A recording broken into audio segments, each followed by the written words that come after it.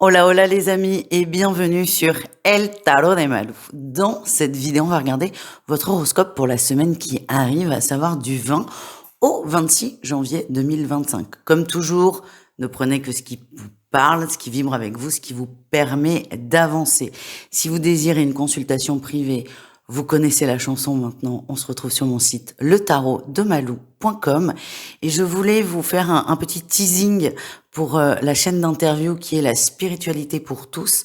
Cette semaine, vous retrouverez lundi à 18h Marie Manceau. Marie propose des soins qu'elle a reçus en canalisation, des soins de guérison qu'elle a reçus de son compagnon qui est décédé.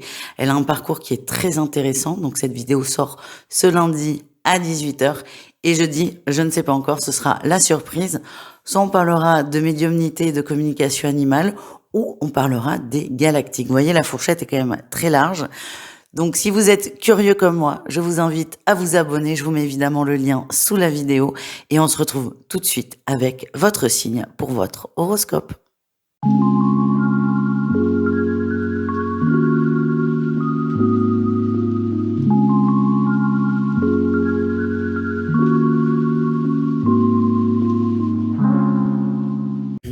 Les Gémeaux, bonjour et bienvenue.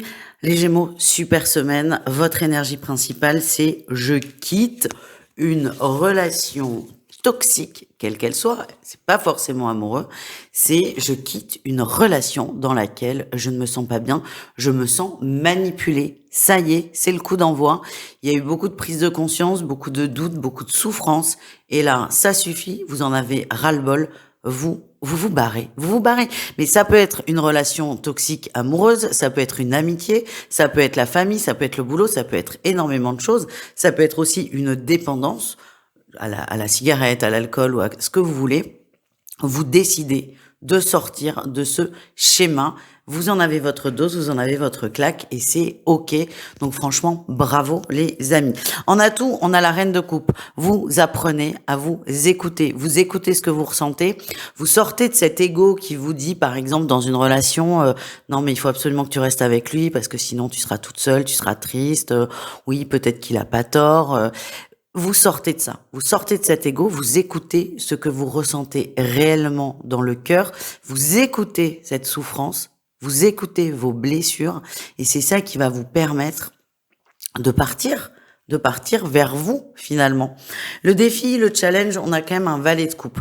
On quitte une relation de dépendance, quelle qu'elle soit, que ce soit une substance ou une personne. C'est quelque chose qui est très lourd, donc les facilités d'y retourner sont grandes. On prend l'exemple de l'arrêt du tabac.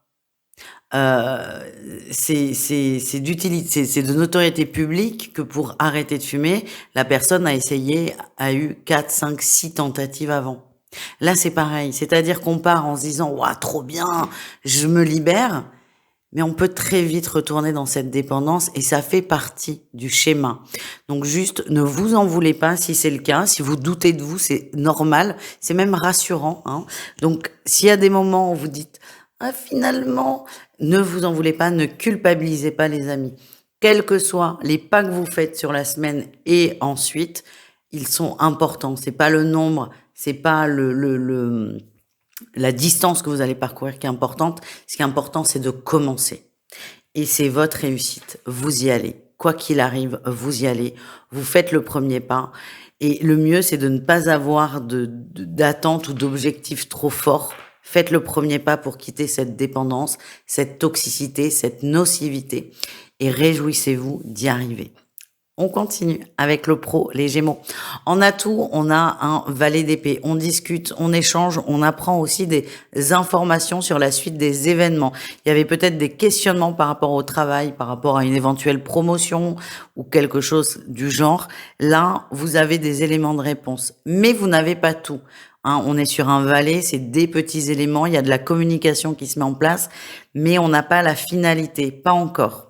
Votre défi, ça va être de rester patient, d'accepter ces petites bribes d'informations. Vous ne pouvez pas tout avoir parce que ce que j'ai, c'est que les informations n'existent pas encore. ce qu'on va vous transmettre, c'est ce que l'autre a à vous transmettre. Il n'y a pas de rétention d'informations ou quoi que ce soit.